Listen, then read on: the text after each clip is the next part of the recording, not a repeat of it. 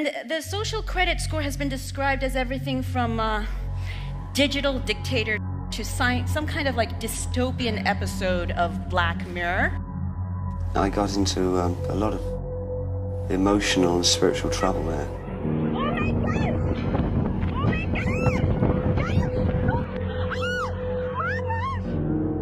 One of my characters who wanted terrific success because they're all messiah figures, most of them, either light or dark shadowings.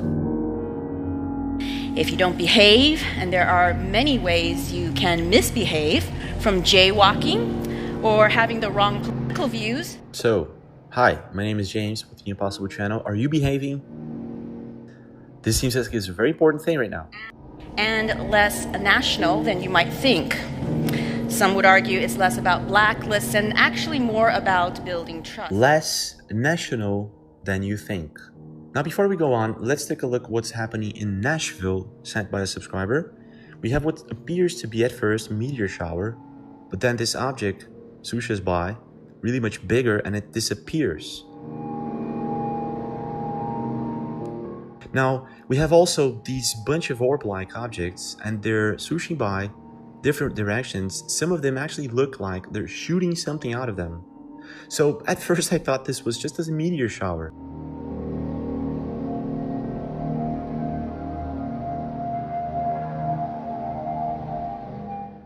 Wait a minute.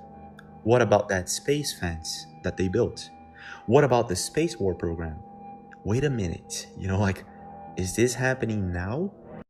To prepare for the next battlefield, where America's best and bravest will be called to deter and defeat a new generation of threats to our people, to our nation. The time has come to establish the United States Space Force. Space Force! Space Force! Space Force! Space Force! Space Force!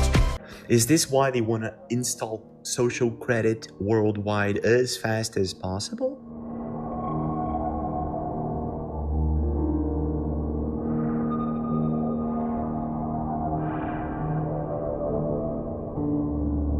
That trust is a serious issue, building trust between people to people and also people to organizations and companies. There are people that are trying to make a better world by using trash and rebuilding the world with trash. And there are people who want to install social credit and make it look like a good thing. Now, what she's saying here is that in China, people are not trustworthy. And because of that, they're building this social credit system that will penalize you. North Reddington Beach, good shadow from one of those showers and storms way out into the Gulf. That creates the shadow of that sunset right there. We can see the sunset.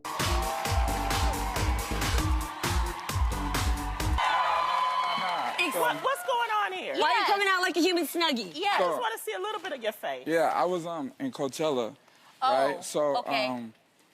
I've been just wearing masks all weekend. Yeah.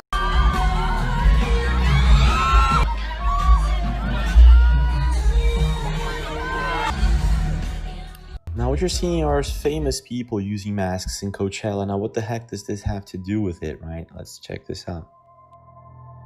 And Dr. John Lapook joins us now. The virus. The CDC also monitoring what they describe as a polio. Acute flaccid myelitis. Actually quite rare that there's an outbreak of it now. We don't really know what causes it.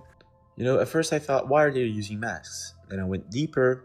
I found out that actually Coachella, because it's a desert and all that, a lot of the people use masks to protect themselves because of the weather and different aspects. So there's even this hashtag, Fluchella. You can check it out. There are a lot of people saying that they will never return to Coachella because they got a flu that they never recovered straight 100% from it. So there's this thing with Coachella being a flu spreader.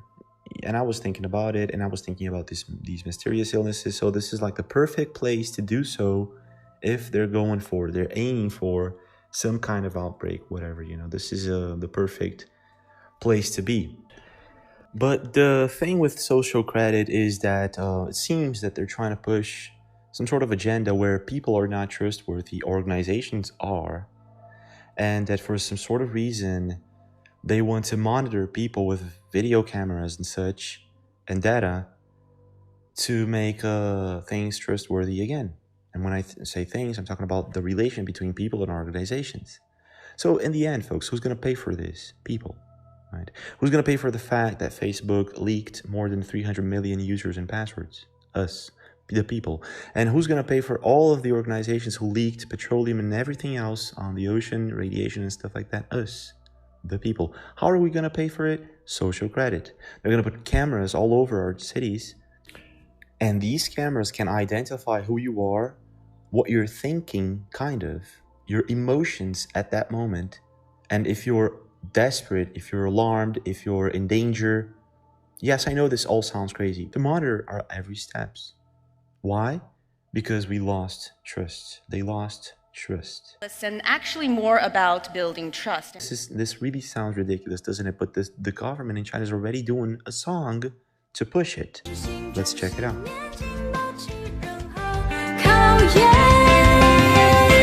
说出来就叫誓言，做得到就叫兑现。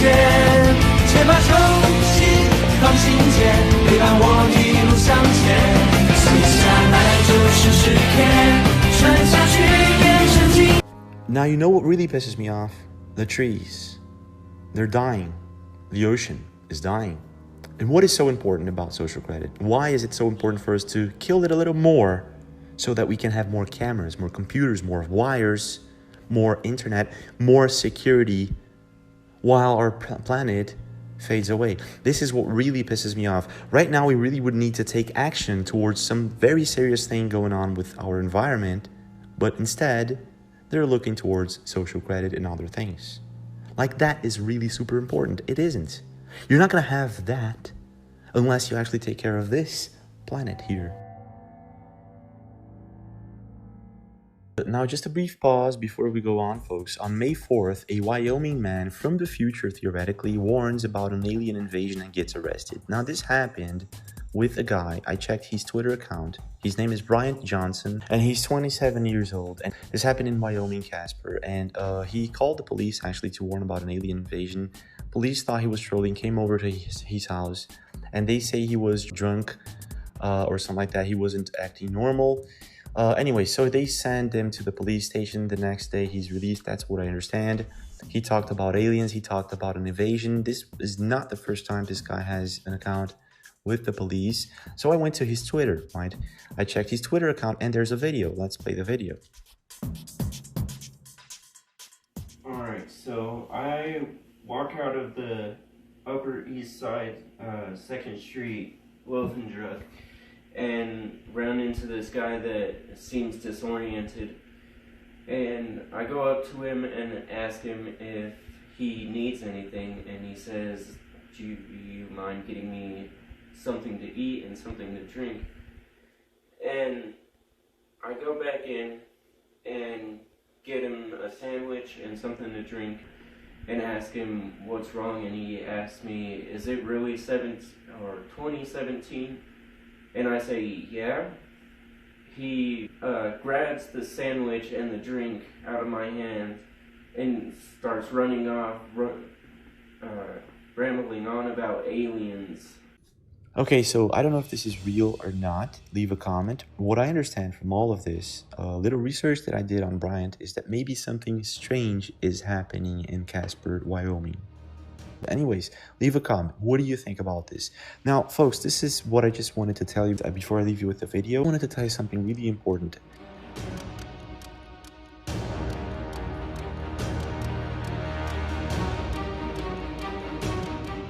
Goo, or something resembling it, is found in the Indian River Lagoon. What is it? And is more on the way. News Channel 5's Megan McRoberts.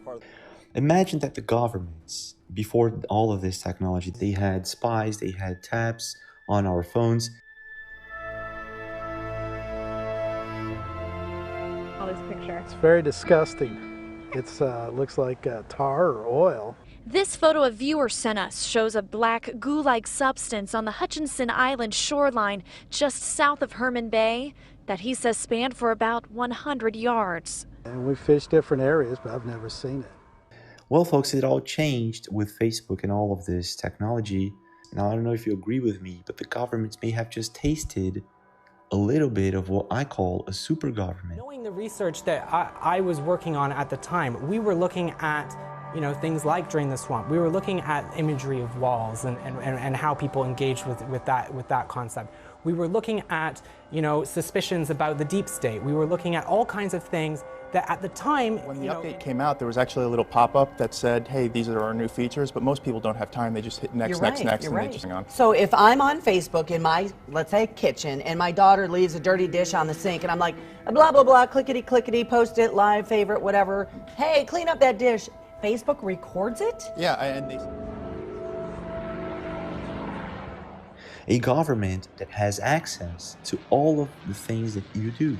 It's no good fighting the election campaign on the facts, because actually it's all about emotion. I mean, it sounds a dreadful thing to say, but these are things that don't necessarily need to be true, as long as they're believed. Imagine that you post what you buy, where you go to, what you're doing, your thoughts.